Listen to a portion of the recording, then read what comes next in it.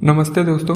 आज हम लोग देखेंगे कमांड लाइन आर्गुमेंट क्या होते हैं सी में और कैसे उनका यूज़ किया जाता है, क्यों इसका यूज़ किया जाता है। तो देखिए, कमांड लाइन तो आपको पता ही होगा कमांड लाइन क्या होती है। ये जिसमें अभी हम कोड लिखते हैं वो वर्क स्पेस होता है या फिर कोड स्पेस कहते हैं इसको। और उसके बाद ये जो टर्मिनल होता है हमारा, ये होता है कमांड लाइन। इस पे जब हम कमांड लिखते हैं तब इसको कहते हैं कमांड। देखिए, कमांड लाइन आर्गुमेंट क्या होते हैं। जो वैल्यूज हम कमांड लाइन से देते हैं अपने कोड को इनपुट के तौर पे, वो सारे कमांड लाइन आर्गुमेंट कहलाते हैं। उनको देने का तरीका हम लोग सीखेंगे आज। कमांड लाइन आर्गुमेंट का स्ट्रक्चर समझ लेते हैं। स्ट्रक्चर कैसे होता है, नॉर्मल कोड लिखा जाता है और उसके बाद जैसे ही हम लोग इंट मेन वॉइड में पहुंचते थे तो जहां पे हम लोग वॉइड लिखते थे, ये वॉइड जहां लिखते थे, इसको हटा के हम लोग लिखेंगे int arg c comma 4 star arg v. और ये हमें लिखना पड़ता है अगर हमें कमांड लाइन आर्गुमेंट लेने होते हैं। तो इसमें int arg c command line पे पास किए गए आर्गुमेंट की संख्या होती है, number of argument passed in command line. 4 star arg v ये list of argument passed on command line होते हैं, जो कि कमांड लाइन पे जो भी हम लोग आर्गुमेंट पास करते हैं उनकी एक लिस्ट बनाई जाती है और वो इस आर्ग वी नाम के वेरिएबल में स्टोर की जाती है। और स्टार यहाँ पे ये इम्प्लीमेंट कर रहा है कि ये जो आर्ग वी है ये एक लिस्ट है कैरेक्टर्स की, जिस पे हमारा कमांड भरे हुए हैं जो हमने इनपुट के तौर पे दिए थे। आर्ग वी आर्गुमेंट की अरे होती है।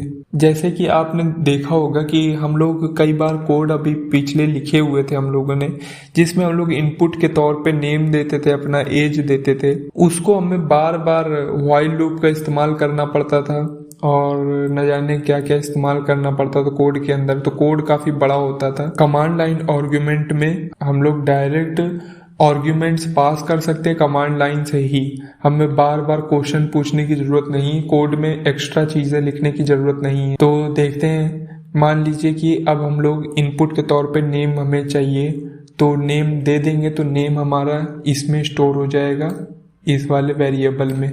तो एक बार हम लोग दे के देखते हैं इनपुट के तौर पे कुछ। मान लीजिए कि हमने दे दिया नेम, मान लीजिए कोई देना है। चलिए सपोज करते हैं कि अब हमें इनपुट के तौर पे एक नेम मिलने वाला है, तो उसको हम लोग प्रिंट कर देंगे बस ऐसे ही। %s से हम लोग प्रिंट कर देंगे कॉमा आर्ग वी।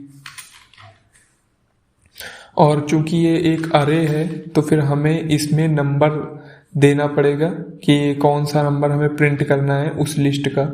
मान लीजिए कि 0 वाला पहले दे के देखते हैं, क्योंकि अगर हम लोग नॉर्मली सोचे तो हमें लगेगा कि लिस्ट पे 0 नंबर पे हमारा पहला वाला आर्ग्यूमेंट स्टोर्ड होगा जो हम लोगों ने पास किया होगा कमांड लाइन पे, और पहले वाले स्थान पे दूसरा वाला, क्योंकि 0 इंडेक्सिंग होती है अरेज में सी में। तो असल में ऐसा नहीं होता इसमें। एक बार हम लोग देख लेते हैं इसको रन करके, इसको क्लियर करते हैं। कंट्रोल और एल से क्लियर हो जाता है हमारा टर्मिनल। अब इसे रन करके देखते हैं।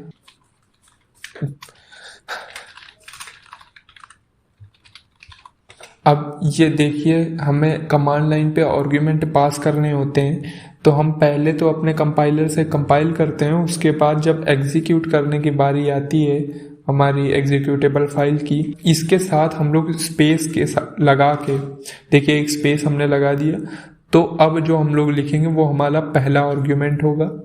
तो पहला आर्गुमेंट हम लोग लिख देते हैं नेम अगर देना है। मान लीजिए कि हमने राम लिख दिया है और इंटर दबाते हैं तो देखिए 0 वाले स्थान पे हमारा पहला वाला यही जो कमांड लाइन पे जो हमने पहला वर्ड लिखा होता है वो स्टोर्ड होता है। तो ये याद रखिएगा कि हमें इस लिस्ट में पहले वाले स्थान पे हमारा आर्गुमेंट स्टोर्ड रहेगा।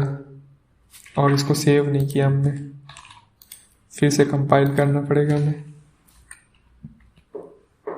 और अब अगर हम रन करेंगे तो फिर अब हमारे पास सही से नेम लिख के आएगा। और इसमें अगर हम लोग \n लगा दें तो और अच्छा लगेगा। तो देखिए अब हमें सही से लिख के आ रहा है योर नेम इज राम। तो इस प्रकार से हम कमांड लाइन आर्गुमेंट पास करते हैं। और अब मान लेते हैं कि हमें कई सारे कमांड लाइन आर्गुमेंट पास करने थे, जैसे कि अब मान लीजिए कि हमें 5 नेम्स पास करने या फिर 5 फ्रूट्स के नेम पास करने हैं। तो हम लोग क्या करेंगे कि इसको हटा देते हैं यहाँ से, और हम लोग क्या करेंगे कि फोर लूप से, और अब हम चाहें तो इसमें प्रिंट कर सकते हैं। इस प्रकार से हम लोग क्या करेंगे, शुरुआत में नंबर लिख देंगे, नंबर डी, मतलब कि सॉरी डीथ या फिर जो भी इंटीजर इसको कहते हैं, इसको हम लोग क्लियर कर देते हैं पहले तो, और इसको बंद कर देते हैं। डी क्या होता है, डी इंटीजर होता है। डीथ फ्रूट यू पास्ड इज %s का मतलब होता है स्ट्रिंग। तो स्ट्रिंग हमें पहले वाले स्थान पे नंबर देना है तो आई दे देते हैं हम लोग, असल में हमें i+1 देना चाहिए। और उसके बाद दूसरे वाले स्थान पे हम लोग दे देते हैं जो हमारी लिस्ट में से आई नंबर पे आर्ग्यूमेंट स्टोर्ड है। और उसके बाद हम लोग इसको प्रिंट करते हैं, क्या होता है देखते हैं। और a.out की जगह हम 5 फ्रूट के नेम लिखते हैं जल्दी से। और ये याद रखिएगा कि हमारे सारे जो आर्ग्यूमेंट हैं वो एक स्पेस से सेपरेट होते हैं। हमने सेव नहीं किया था, ये गलतियां बार बार होती हैं हमसे, ध्यान मत दीजिएगा। और इससे हम लोग क्या करते हैं, पहले तो \n से, फिर से हमने ध्यान नहीं दिया और इसे